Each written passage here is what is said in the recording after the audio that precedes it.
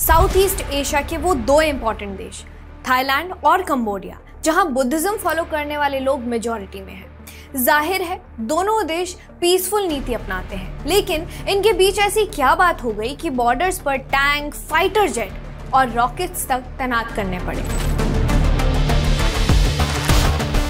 Thailand and Cambodia are locked in the worst cross-border fighting in over a decade. दोनों देशों के बीच लड़ाई इस बार जमीन के टुकड़े पर नहीं है। मामला एक मंदिर को लेकर है। मंदिर का नाम है प्रियाविहेयर मंदिर, जो भगवान शिव का एक प्राचीन मंदिर है। ये मंदिर कंबोडिया की एक पहाड़ी पर बना हुआ है और इसके वास्तुशास्त्र में पूरी तरह से शिव परंपरा देखने को मिलती है, जिसमें गोपुरम, मंडप और शिवलिंग के साथ साथ मंदिर की दीवारों पर रामायण, महाभारत और शिव पुराण की नक्काशियां भी आज भी मौजूद हैं। भारत से मीलों दूर यह हिंदू मंदिर खमेर साम्राज्य के समय 9th से 11th सेंचुरी के बीच में बना था और सबसे ज्यादा काम 11वीं सदी के राजा उदयादित्य वर्मन द्वितीय के समय हुआ था। खमेर साम्राज्य में शिव को राजधर्म का प्रतीक माना जाता था। राजा खुद को शिव का प्रतिनिधि मानते थे। शिखेश्वर यानी पहाड़ी पर विराजमान शिव के रूप में इनकी पूजा होती थी। ब्राह्मण पुजारी भारत से बुलाए जाते थे, जो वेद पाठ, यज्ञ और शास्त्रीय अनुष्ठान करवाते थे। मंदिर शिव का है, लेकिन दो बौद्ध देश इसको लेकर विवाद क्यों कर रहे हैं। ये प्रियाविहेयर मंदिर कंबोडिया की सीमा के अंदर आता है, लेकिन थाईलैंड इसे अपना मानता है और दोनों के पास अपने अपने तर्क हैं, इतिहास भी, भूगोल भी और इमोशनल कनेक्शन भी। तो चलिए जानते हैं कि इस विवाद की शुरुआत कहाँ से हुई है। 19वीं सदी के अंत में जब फ्रेंच ने कंबोडिया में कब्जा किया था, तब थाईलैंड आजाद था और उस वक्त थाईलैंड को सियाम कहा जाता था। 1907 में फ्रांसीसी और सियाम के बीच एक समझौता हुआ था, जिसमें दोनों देशों ने अपने अपने बॉर्डर्स की सीमा तय की थी, लेकिन प्रियाविहेयर मंदिर को लेकर कुछ बातें अधूरी रह गई थी। 1953 में जब कंबोडिया को फ्रांस से आज़ादी मिली, तो उसने इस मंदिर पर अधिकार जताया। मामला ICJ यानी कि इंटरनेशनल कोर्ट ऑफ जस्टिस तक चला गया। 1962 में कोर्ट ने फैसला दिया था कि यह मंदिर कंबोडिया का हिस्सा है, लेकिन उसके आसपास का 4.6 स्क्वायर किलोमीटर एरिया थाईलैंड के कंट्रोल में बना रहा। अब 2025 में यह विवाद फिर से उभरा है। दोनों देशों की सेनाएं आमने सामने आ गई।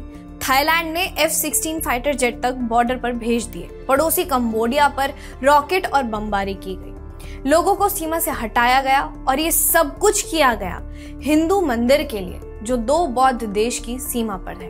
प्रियाविहेयर मंदिर की एक खास बात है कि यह आस्था के केंद्र के होने के साथ साथ राजनीति और धर्म दोनों का केंद्र था।